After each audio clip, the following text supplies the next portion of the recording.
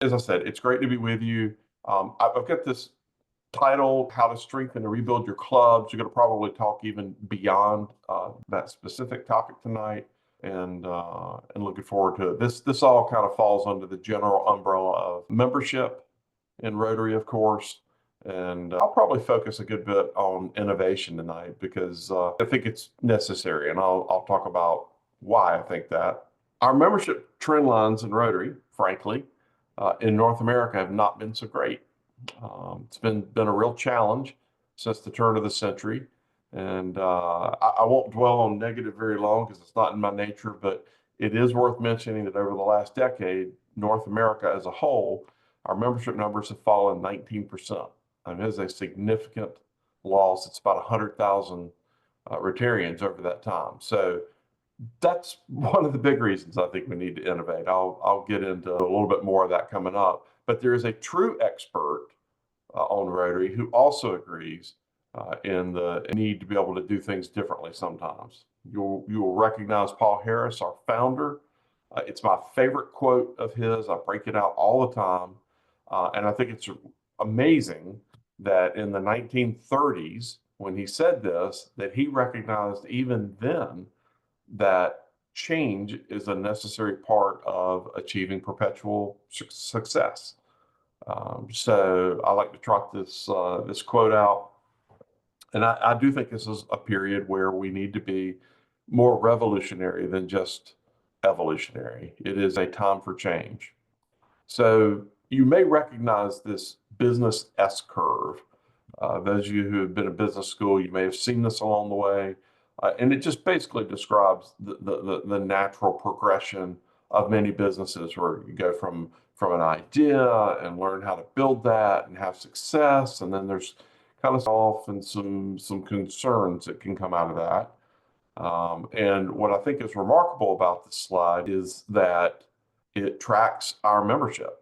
If you look at our membership from the early 1900s, this slide just goes through, I think, 2019, but you see the same kind of curve as Rotary became a mature organization, if you will. So I always find that interesting that has taken place. Now, the way you get out of that top part of the S curve is through innovation.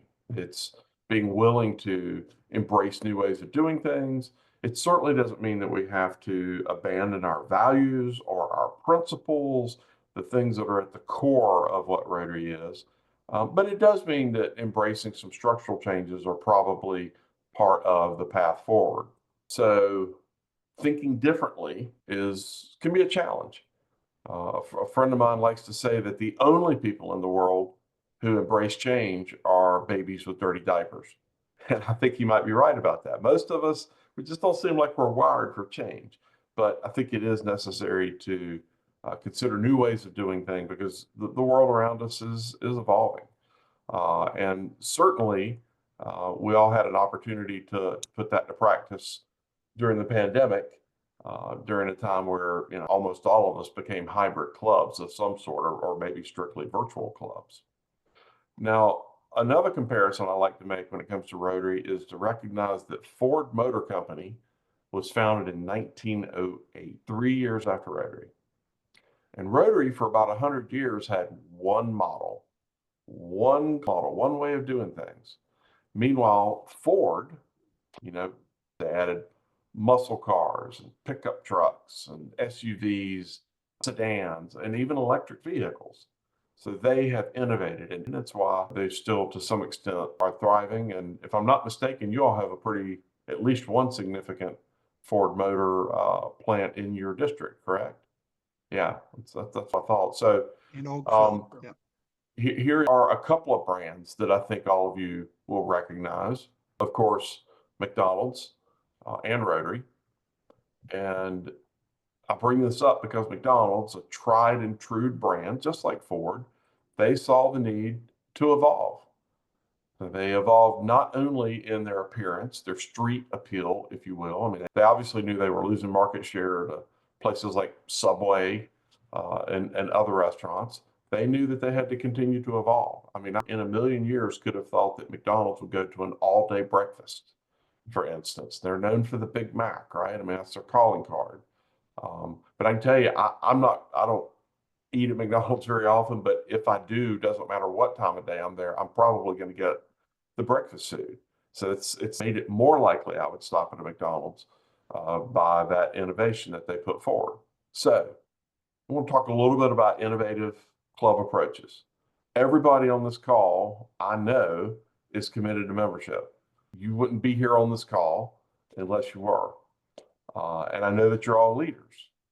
And I believe, as leaders in this organization, that it is up to us to build new pathways to those who would join us. It's our responsibility to create an experience that's appealing to them. It's not their responsibility to fit into what we say is the only way you can do Rotary. And so I want to focus a little bit innovative membership types. And there are a few that I've seen that have been very successful and have been appealing to new generations and sometimes older generations members. And I think this is just this chance to change is in recognition that our customers, if you will, our prospective members, our prospective clients, they want something different. And as I said before, I think we can provide, with minimal disruption, frankly, we can provide an experience for them that doesn't change who we are. It just changes how we're doing things a little bit. I'll talk later about some different club models, but I do want to talk about innovative membership types. I love this graphic. I've used this one before about Rotary becoming a magnet, speaking to the attraction that we need to bring new members who bring new ideas and new energy, new perspectives to our organization. And I think that within Rotary, there is a lot of room for that innovation in these innovative membership types. So the service-only membership is one that I first saw put into play almost a decade ago. And it's basically for people who they want the fellowship, they want the opportunity to serve, they want the opportunity to grow, but for one reason or another, the standard weekly meeting doesn't work for them.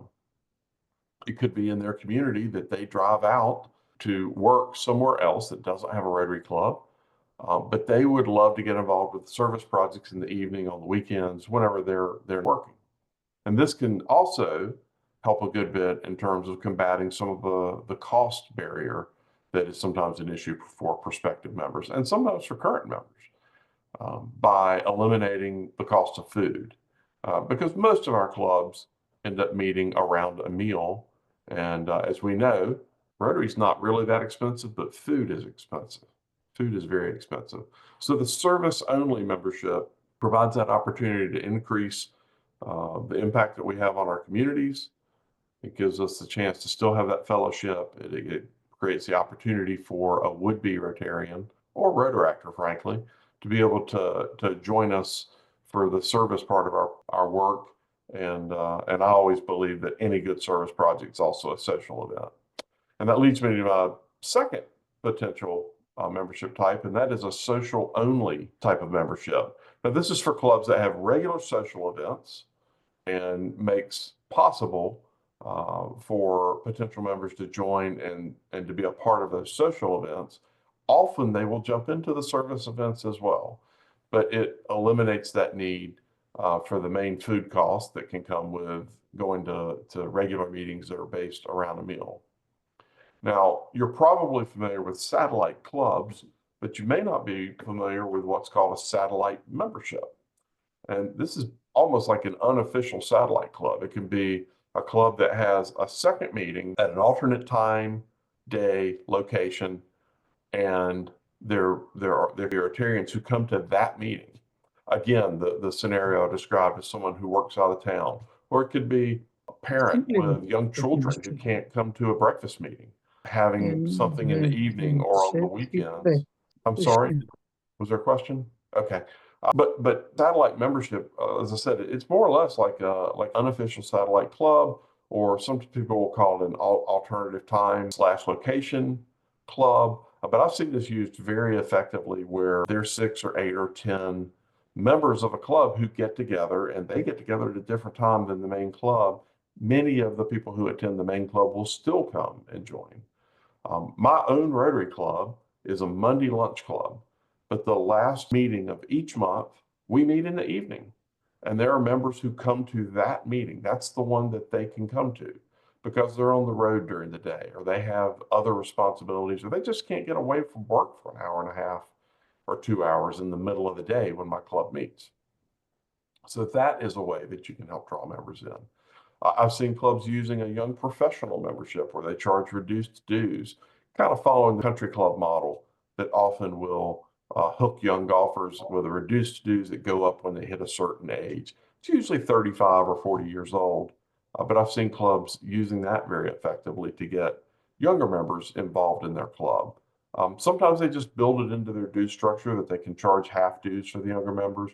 Sometimes there are angels in the club that cover the other half because they want to get those younger perspectives in their club. And I'll add in these innovative membership types that, well, first off, let me say, not only have I seen these innovative types, membership types attract new members, I've also seen it help us retain members, people who have decided that the cost is too high or they've had a life change where they can't attend that regular meeting. And rather than leaving Rotary, they've just kind of membership to one of these innovative types of membership types. So that's something to consider as well. It can work both for holding on to your members, retaining your members, as well as attracting new ones. I want to mention a couple of areas to explore for helping rebuild and revitalize your existing clubs. Certainly social media is a great opportunity. We use it some for our branding, to get the brand out there, but I think it can be a real attraction machine as well, particularly if we use professional forums like LinkedIn, or if we're trying to attract younger audiences, Instagram, TikTok, some forums like that. I always encourage clubs, and I don't claim to be a public image expert, but clubs who are going to use those various platforms, show action pictures, show Rotarians at work, Rotaractors at work, show the impact, show what we've created, what we've repaired, the lives we've changed, sometimes the lives we've improved. Make that part of it if you really want to draw people, if you want to be the magnet for bringing in new members.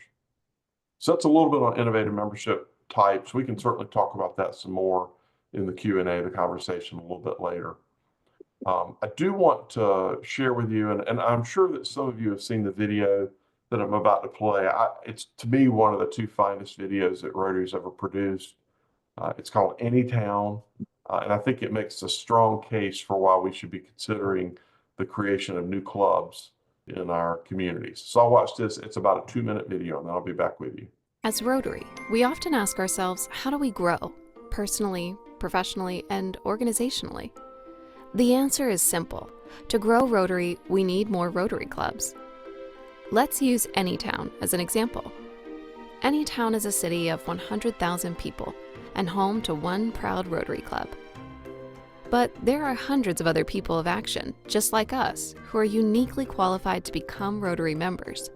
They share the same drive and represent the values and fundamentals of a Rotary member. So why aren't they members? Well, the current club meets on Monday. There are leaders in Anytown who can't meet on a Monday. By excluding this segment, the potential members in Anytown has shrunk. Now consider, what if the meeting is at noon on Monday? There are people who can meet on Monday, but can't meet at noon. So now we have a smaller audience for Rotary in Anytown. Of the remaining group, some aren't interested in a club with a sit-down lunch and speakers.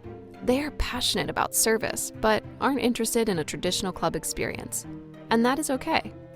The Rotary Club of Anytown isn't doing anything wrong. It just doesn't appeal to particular segments of the community. And if we're going to thrive for years to come, we must adapt and embrace change. In Anytown, we have an opportunity to expand because potential members are everywhere. More than half of the eligible people are prospective Rotary members, waiting to make a bigger impact in their community. But what Rotary Club exists for them? If Anytown creates new clubs at new times and new places, the hidden potential for Rotary will be revealed. As people of action, we must broaden our reach and provide opportunities to all leaders in the community. Together, all of us can grow Rotary. I think Anytown illustrates very clearly why even though the club we're in, which may be the only or one of a couple in our community, is working great for us, it may not work for other people who are very high quality, who share the desire for integrity and fellowship and leadership and all the things that we hold dear. So I think that in addition to a traditional Rotary Club, there are lots of opportunities for innovative clubs that can open up our pool of candidates.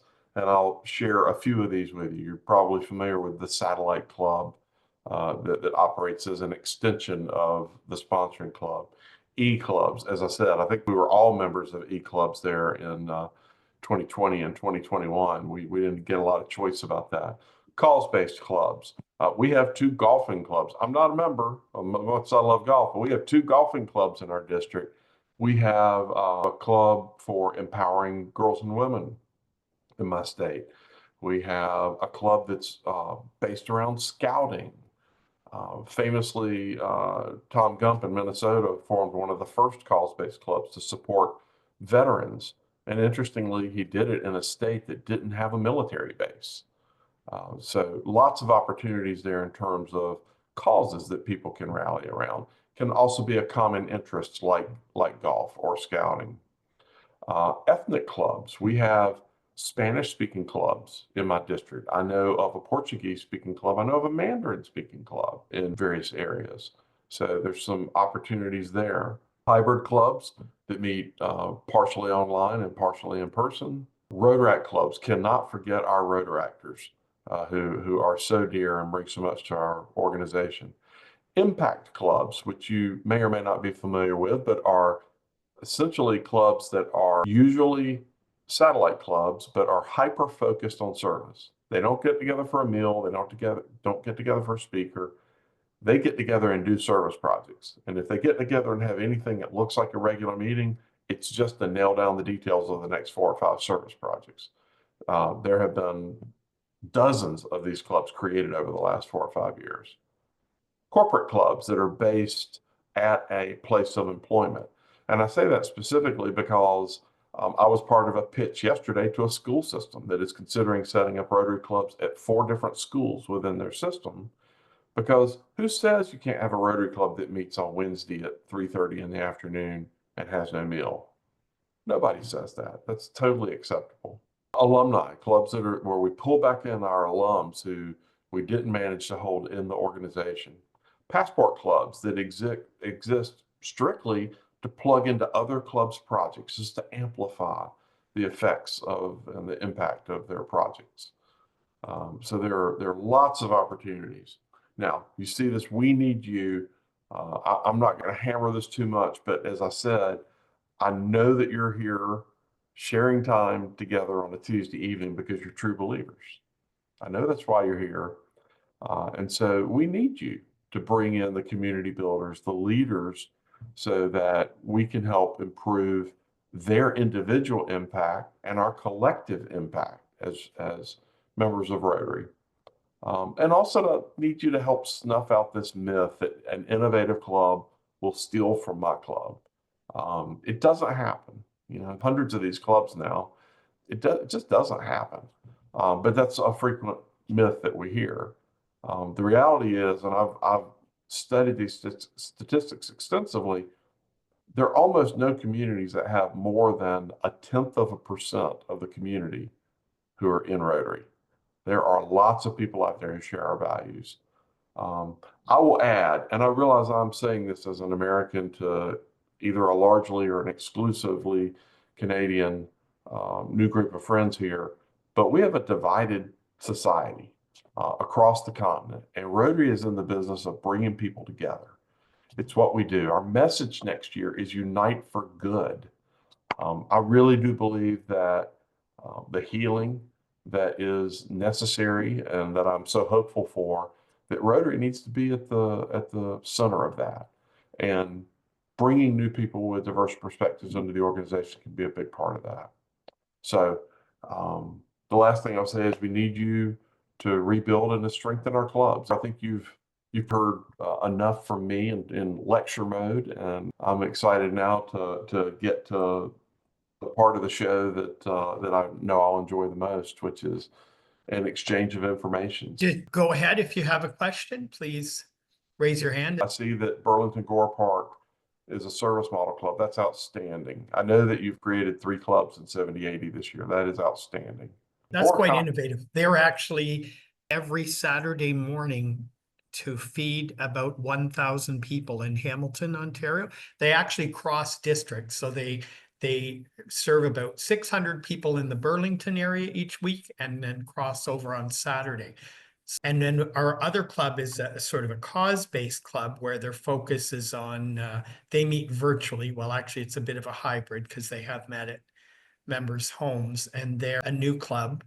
And their focus is RAGAS, the Rotary Action Group Against Slavery. So it's around human trafficking. And so you have a service-based club, you have this common interest club, that's a hybrid club, and a Rotaract club that have been formed this year. That's tremendous. So what do you already decided that they're not coming back?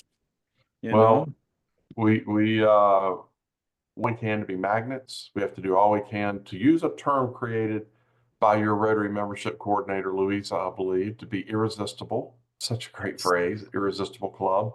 Yeah, we have to do all we can. And frankly, whatever your metaphor is, we have to get hay in the barn. We have to, pack away our winter comes. And we're constantly preaching to our districts and clubs that you got to be up 3% minimum by May 15th, because there's going to be this, you put it. Yeah, thank you. Yeah. Suzanne.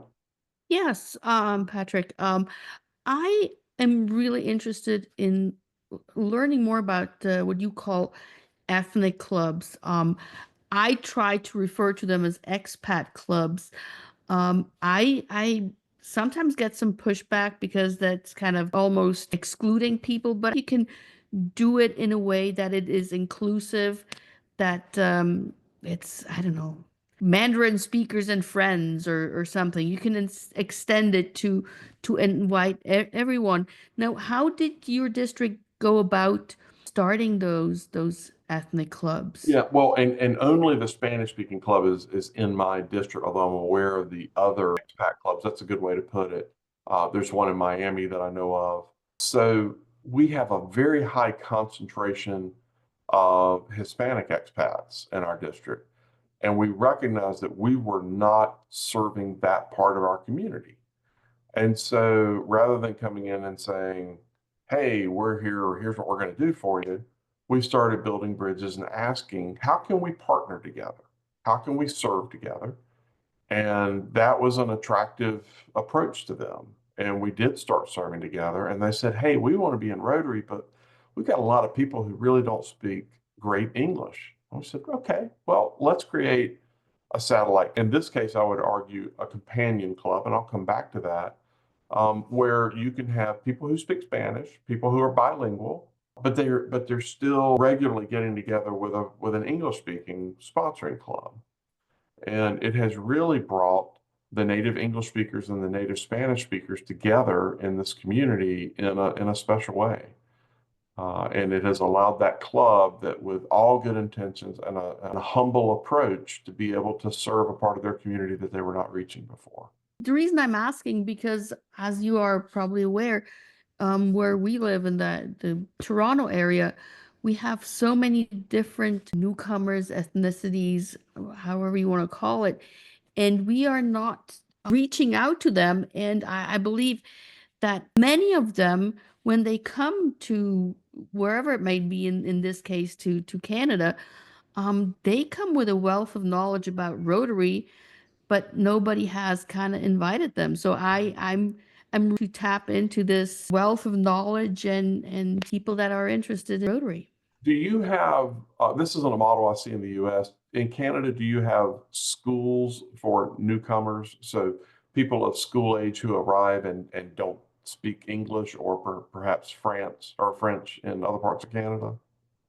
I wouldn't know. I came as an adult. I think it's called English as a second language, if that might be what you mean by schools. We do have English as a second language, or ESL programs in some of our schools, but we also have dedicated schools where everybody there has just arrived in the US, and they help teach them a little bit about English. They get lots of additional support from the community. My own club has adopted the newcomer school here, and we regularly take them to the zoo, to the children's museum, to lots of different programs to help them assimilate into the community. And we're finding that their parents want to get involved with Rotary. They're like, hey, if this organization helping my child who feels out of place and is scared, and maybe of one of three people who speaks a particular dialect, I want in on that organization. So we approached it as a service project, but it is starting to become a membership pipeline. Jeanette put that the newcomers associations. So Mm. I guess for all of us, this might be a good opportunity to reach out to them. Again, I Thank think you. if we approach with humility, we'd like to partner. Not that we have all the answers. You just No. arrive, let us tell you how it's done. And in general, I would say my Canadian friends are better at approaching things with humility than my American friends. So that's probably don't need to give you that admonishment. But yeah, I think that could be a solid approach, both for service and membership. Jeanette. Yeah, so just further on that, we had a gentleman come from the Edmonton Newcomers Association, and he is responsible for supporting the LGBTQ, however you say it, plus group. Since he came to Canada in 2017, really struggled to find welcome and a comfortable place. And so finally he found this job at the Newcomers Association. He has amassed 1,200 members to the Newcomers Association, and he is interested in membership. And I think we would do something like maybe an impact club with those members. So it would probably be a district type of club that created safe, comfortable environments for, that sector to come to meaningful service in our communities. Love it. I think that makes great sense. I really do. And companion clubs or impact clubs. So the original companion club was an impact club. I mentioned before, hyper focused on service. It's really what they're all about. Tend to attract much membership, generally younger membership. And so far, at least, their retention rates seem to be much higher than traditional Rotary clubs. A companion club is really a satellite club that never intends to break away from the sponsoring club. And it's a marketing term. It was developed by a friend who lives about an hour from me. I'll tell you because if you ever meet him, it makes so much. Well, some of you probably have met Patrick Langano, and you will not be shocked to learn that he came up in the business of selling cars. He's got that kind of energy. He's got that kind of marketing. He coined the term companion club because he ran into satellite not being appealing to clubs who were potential sponsors of satellites. And he adopted that companion term, and it's now part of the Rotary vocabulary. I've heard our CEO, John Huco, use it many times from the stage. It's in some of our membership materials now. It's really genius. So, and it also, let's face it, a lot of clubs think, well, why do I want to start a satellite club only to spin it off later? I would argue that's a good thing. My club is on its third satellite club now, but because we think it's great to seed the world with more Rotarians and let them grow, but not all clubs see it that way. So anyway, getting back to your main point, Jeanette, I think it's a great approach, and that's one I'll put in my toolkit and take with me. Companion club isn't about membership, it's about community impact and service. And, if that's your priority, if you do more of that, then this is a great way, like you said, marketing, like Patrick is, like, he's a salesman to be sure. For right? sure. Yeah, so it's and I thought when we talk about companion, my club kind of went around and around and said, well, why aren't we focusing on our club? And I said, well, this is focusing on our club because like something like 12% will move into the traditional, right, administrative type format of your club, but they're all members of your club. So That's right. I mean, yeah. we have to remind folks, satellite, companion, all these folks, yes, they're in a companion or a satellite club, but they're still on the roster of the sponsoring club. For those of you who are not aware, my class of directors and the next two from North America, and we have agreed to create a North American club creation team. And these are specialists, these are salespeople, these are people who get the process of creating clubs, and they won't be forced on any of your districts. But they will be available if you decide to basically raise your hand and say, we'd like to tap into this 4-step process that has created dozens and dozens of clubs. So it will be rolled out at the Calgary Convention. So it'll be rolled out in your country. And our breakout session will be the world's largest step one. And I will tell you that most of these new clubs that have been created have come from the last 3 years, Houston, Melbourne, and Singapore, where we had breakout sessions, and they were standing room only. And in Houston, we had a 1 hour session. And after 2 hours and 20 minutes, I finally had to stop answering questions. I said, I have to be somewhere. I'm hosting a table. In Melbourne, they literally turned the lights out in our room to make us leave. There's that kind of interest. So we've created this cadre of specialists, about 50 of them across North America, to help support when a district or a club says, we'd like to start a club, but we don't, we could use some help, or we don't want to get started. Patrick, I really like the idea earlier you mentioned about young professionals and that, one of the barriers may be the dues. And you said, look, everybody pitches in, maybe they get half price dues to get this started. Is that sustainable? Is that something that, after I could see after year one, maybe year two or an age, but how does it work? Can you just elaborate on that? Well, it's up to each individual club how it wants to structure the program, but often it will be 1 year or it'll be up to a certain age. And of course, it only works, it's only sustainable if we as existing club members show value so that that person says, okay, I'm willing to move from percent to 100 dues or whatever, however your club has set it up. We have to show the value. People talk about cost when they're not getting right? I mean, when you get the value, I mean, we spend the money. Those are pet owners. Don't hesitate to spend a year's worth of Rotary dues to cure some ill with our pets, right? My little beagle that had to have spinal surgery 3 years ago, that would have covered 5 years of Rotary for me.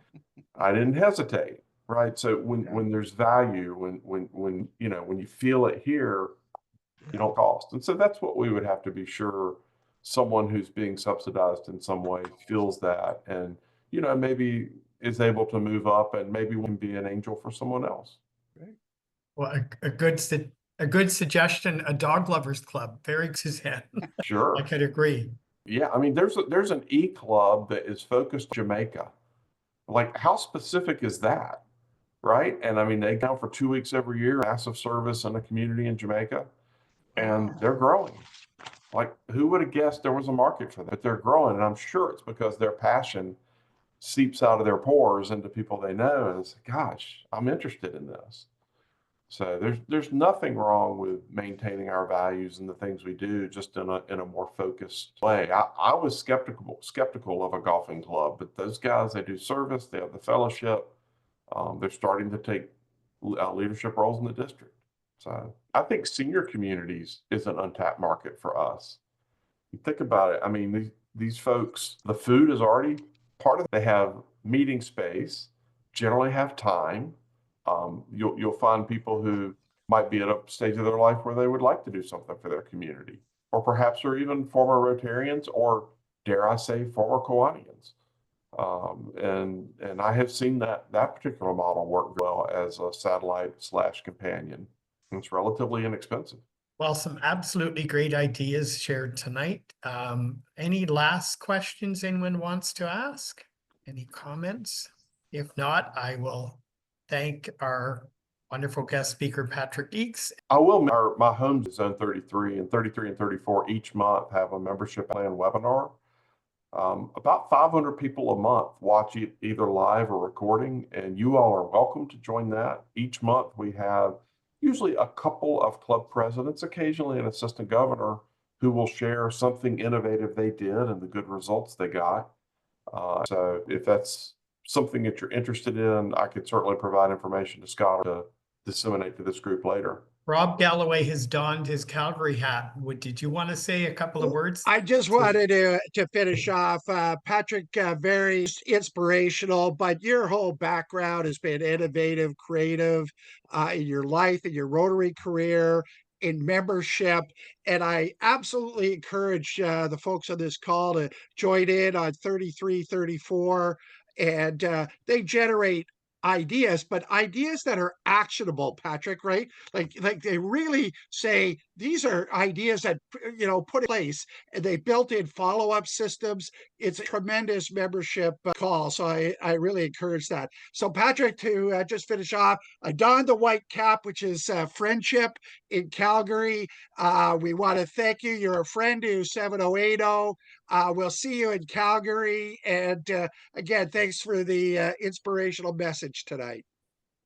Well, truly my honor. And as I said, I always learn. I appreciate the good questions and comments from all of you. Thank you, everyone, and have a good evening.